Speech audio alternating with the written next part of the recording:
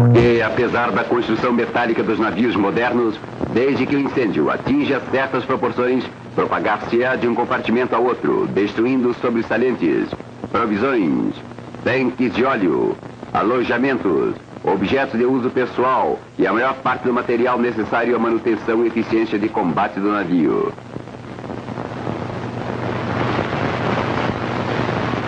Portanto, é de vital importância que todo o pessoal de bordo tenha um completo conhecimento das causas dos incêndios e da forma de controlá-los e extingui-los.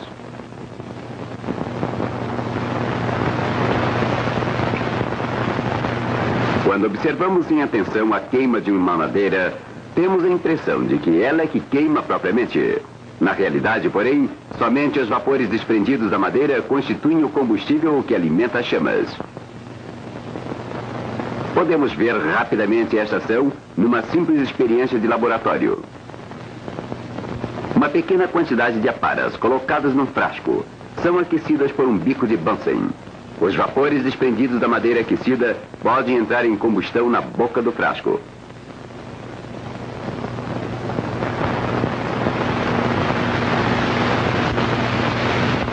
O mesmo acontece a quase todos os materiais combustíveis, líquidos ou sólidos.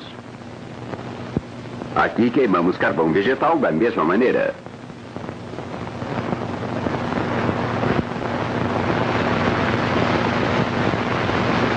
Até mesmo o papel, que normalmente não é considerado como produtor de vapores, quando aquecido, desprende vapores que podem entrar em combustão a certa distância do papel propriamente dito.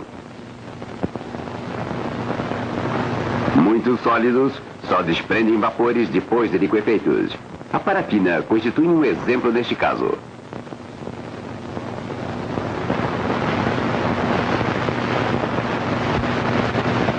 Uma vela acesa, podemos ver todo o processo de desprendimento de vapores de um combustível.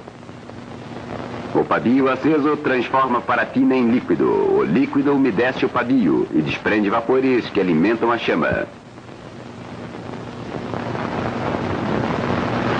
Observem como os vapores que sobem com a fumaça podem inflamar-se novamente.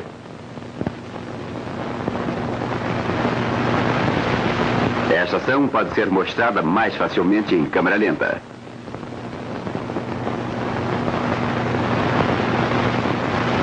Quando apagamos a vela, os vapores continuam se desprendendo em quantidade suficiente para inflamar-se a certa distância do pavio.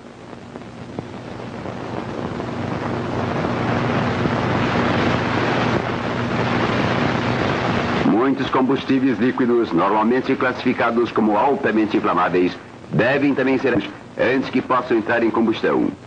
O óleo combustível, por exemplo, não pode ser queimado sem um aquecimento prévio. Chama-se ponto de fulgor a temperatura em que um óleo começa a desprender vapores inflamáveis. O ponto de fulgor do óleo combustível número 6 é de 150 graus Fahrenheit. A uma temperatura ligeiramente superior, desprende vapores em quantidade suficiente para manter a combustão. Este ponto é chamado o ponto de inflamação do óleo. Como somente há uma diferença de 4 a 5 graus entre os pontos de fulgor e de inflamação, com o objetivo de simplificar, passaremos a chamá-lo ponto de fulgor.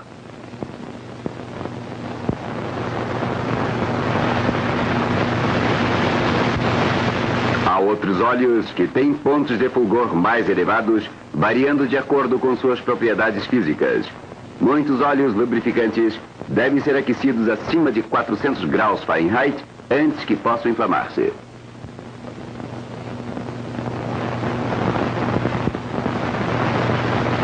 Por outro lado, os combustíveis líquidos altamente voláteis, tais como gasolina, álcool, nafta ou éter, têm um ponto de fulgor tão baixo que pode inflamar-se rapidamente à temperatura ambiente.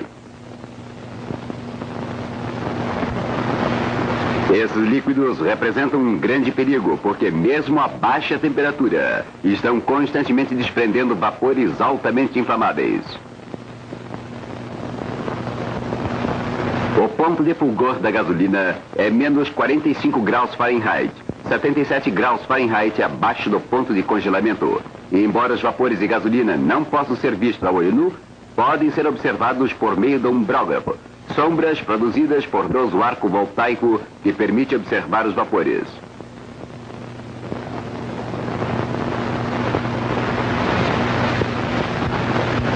Os vapores, sendo mais leves que o líquido, embora mais pesados que o ar, podem ser facilmente distinguidos da gasolina. O grau de vaporização é indicado pela quantidade de vapor que sai do frasco, que só está parcialmente cheio de gasolina.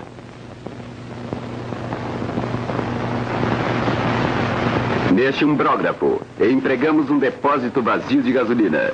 Somente os vapores remanescentes estão passando para a garrafa.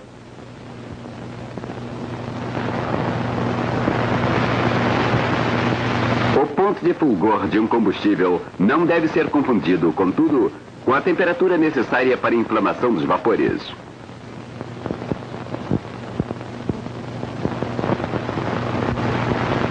A menos que uma fonte de calor consideravelmente mais quente que o ponto de fulgor do combustível seja posta em contato direto com os vapores, o combustível simplesmente continuará a desprender vapores sem inflamar-se.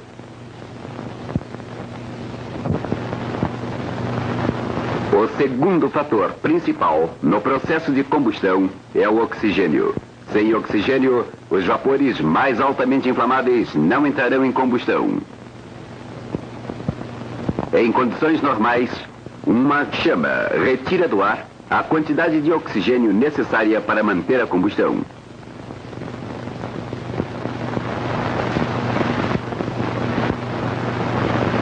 Mas quando a combustão é feita num espaço confinado, como nesta campânula de vidro, a quantidade do oxigênio diminui gradativamente. A chama diminui. Quando a quantidade de oxigênio é inferior a 15%, a chama fica abafada e apaga.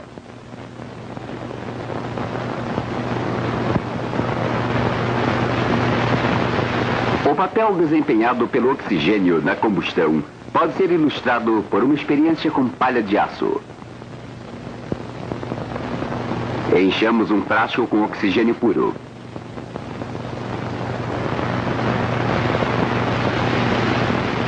Coloquemos sobre a chama uma palha de aço. Produz-se somente uma ligeira incandescência. Mas, quando o aço incandescente é colocado no oxigênio, ele queima intensamente.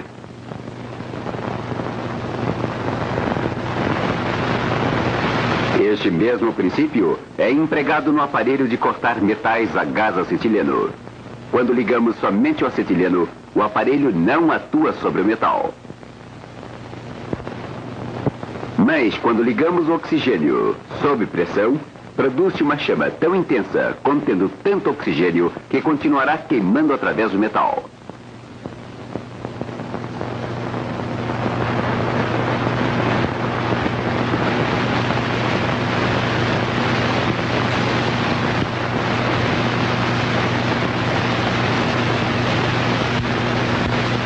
Em condições normais, o oxigênio do ar mistura-se com os vapores em proporções corretas para manter a combustão.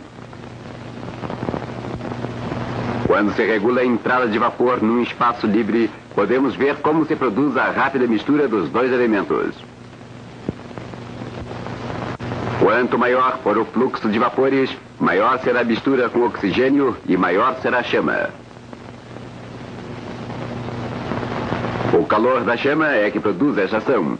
A corrente do ar aquecido que se eleva da chama forma uma corrente de sucção que produz um fluxo de oxigênio na direção da área em torno da chama.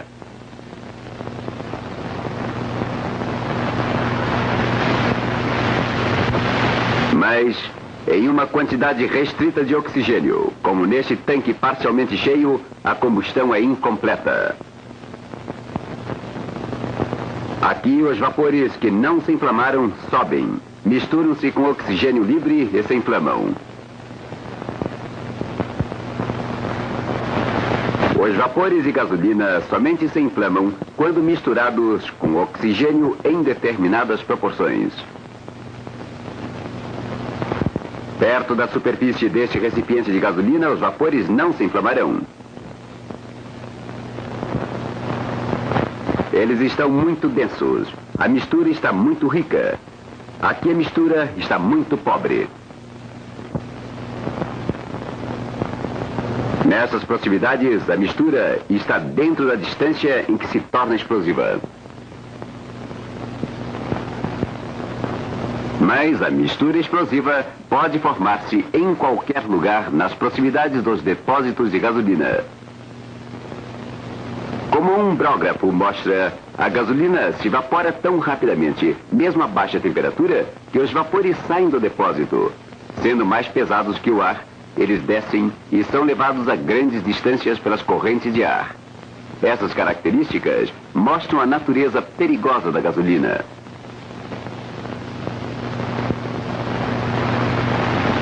Aqui, emergimos um pedaço de pano na gasolina e o colocamos no alto de uma calha inclinada. Os vapores desprendidos atuam como um rastilho, fazendo com que a chama volte ao pano.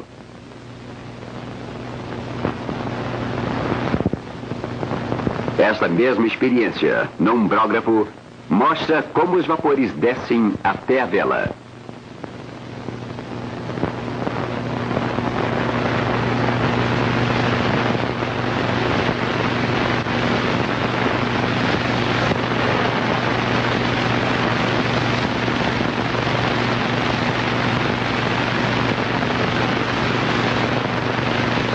Com este tanque de gasolina, podemos mostrar que não haveria combustão, a não ser que houvesse uma mistura de vapores e oxigênio em determinadas proporções. Coloquemos uma centelha elétrica dentro do tanque. Como a tampa limita a quantidade do oxigênio, ela está muito rica para inflamar-se. Mas, à medida que retiramos gasolina, ela é substituída pelo ar e os vapores difundem-se em maior quantidade de ar. Quando o tanque fica vazio, os vapores misturam-se com uma quantidade suficiente de oxigênio, formando uma mistura explosiva. Agora podemos compreender por que pode haver uma explosão num tanque de gasolina vazio. A tampa, ao queimar, deixa passar uma quantidade adicional de oxigênio, que se mistura com os vapores mais densos do fundo do depósito, queimando mais rapidamente. Até este ponto, nós estudamos os vapores de combustíveis. Vimos que a maioria dos combustíveis devem ser aquecidos até o ponto de fulgor antes que possam inflamar-se. E que os combustíveis mais voláteis têm o ponto de fulgor tão baixo que desprendem vapores rapidamente à temperatura ambiente. Vimos também a prova de que os vapores devem misturar-se com oxigênio antes de que possam inflamar-se. Mas há ainda um outro fator: a temperatura necessária para inflamar a mistura. Estando o combustível no seu ponto de fulgor, com seus vapores misturando-se rapidamente com o oxigênio do ar, podemos dizer que a mistura está pronta. A combustão, porém, não pode realizar-se até que se adicione um pouco mais de calor. Neste caso, o calor da chama provê o aumento de temperatura necessário para o combustível empregado. Agora, empregamos uma centelha produzida por alta voltagem. Mas tanto a chama como a centelha provê temperaturas mais elevadas que as necessárias para os combustíveis empregados. Os vapores de gasolina, por exemplo, podem ser inflamados por meio da incandescência deste tênue fio elétrico. Um ferro de soldar aquecido que não inflama a gasolina pode inflamar um papel.